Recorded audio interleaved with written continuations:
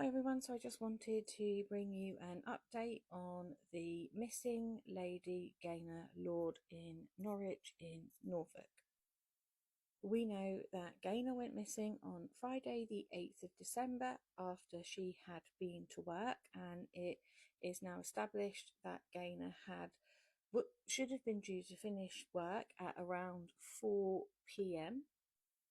However, Gaynor had finished work at 2:45 p.m. on that day, and it is not yet established why that was. Police are continuing to search for Gaynor in and around the Wensum Park area, and as you can see, they have cordoned off entrances into the park so that the public are not able to obviously go around and have a look or try to help with the search efforts, just in case, I'm assuming as well, in case there is a crime scene. So on Friday night, after her possessions were found by a member of public at 8 p.m, officers were able to identify the missing person as Gaynor from ID that was in her handbag that was left with her clothing, and there was jewellery, and now it's been reported that her glasses were also left. Now, it has been reported that Gaynor's clothing items had been left in various places around the park, which seems a bit of an odd thing to me, because you would think that if you were going to leave your stuff laying around, you would leave it in one specific area. However, the items of clothing and the glasses were found in various locations, and sadly and concerning is that her coat was found in the river.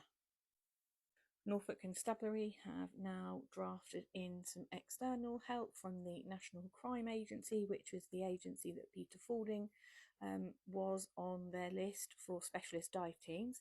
However, they are now bringing the dive teams in to assist in their search, because obviously they do have better equipment. I know that they said that they had sonared the river already. However, obviously we know that the specialist divers have specialist equipment that can do so much more. It's believed that the river searches may begin possibly today, or they may have started yesterday. I'm not 100% sure, because I've not seen anything to say that they are there, so it could be that they start today, but they are expected to join Norfolk Constabulary in the search for Gaynor. So as you can see, again, just as a reminder, Wensum Park is very, very big. You can see that there is a lot of dry land under trees, and obviously that then makes looking even more complicated, because it looks like it's a mini forest there to me. And having looked at the aerial view, that also kind of looks like it is very dense, so not an easy search, especially in the weather as it's been very wet in most places, and I believe in Norwich as well. And then you can see the river, and the river goes on for quite some time, so it's obviously the specialist divers are going to have to be tasked to cover the river in whichever way they feel that the tide has gone. Obviously, this is a distressing time for Gaynor's family, and I can't imagine what they are going through. And obviously, they are being supported by family liaison officers, which we know with the Nicola Bulley case didn't happen immediately. However, obviously, because they've identified Gaynor, and it is a very unusual situation, they have obviously got to support the family, and maybe as a learning curve from Lancashire Constabulary's mistakes. And this case is very similar to that of the case of Nicola Bulley. We know with Nicola, her phone and Willow and the harness were left behind.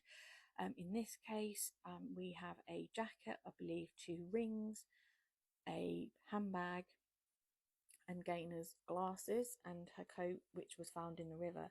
So how did she get into the river? Why were her clothes not on her?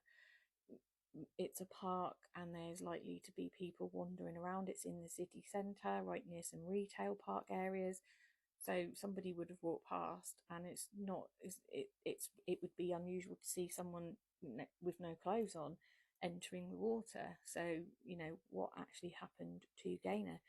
Why did nobody see her enter the water or take her clothes off? The police are working with the fact she could be in the river, but they are also keeping their options open because obviously there is a lot of dry land around there, albeit muddy and difficult to obviously search. But they, they have been scouring all around that area, and obviously they must have followed CCTV to find out that she had actually ended up in this park and that she's not, wandered off to the train station and got a train and gone elsewhere, because obviously you would be able to track that. This is a distressing time for her family, and I do hope that they get her home again, especially as this is the build up to Christmas. However, if she has entered the water, that will be a very, very sad situation for her family.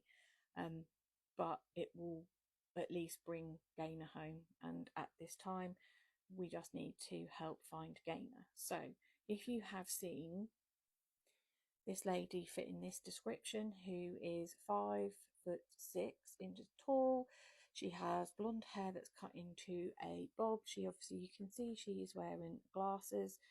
If you have seen her or recall anything, do call Norfolk Constabulary. If you do have dash cam footage or doorbell cam footage, please obviously let Norfolk Constabulary know so they can check all of this out, because all of these things can help lead to Gaynor and trace her last steps.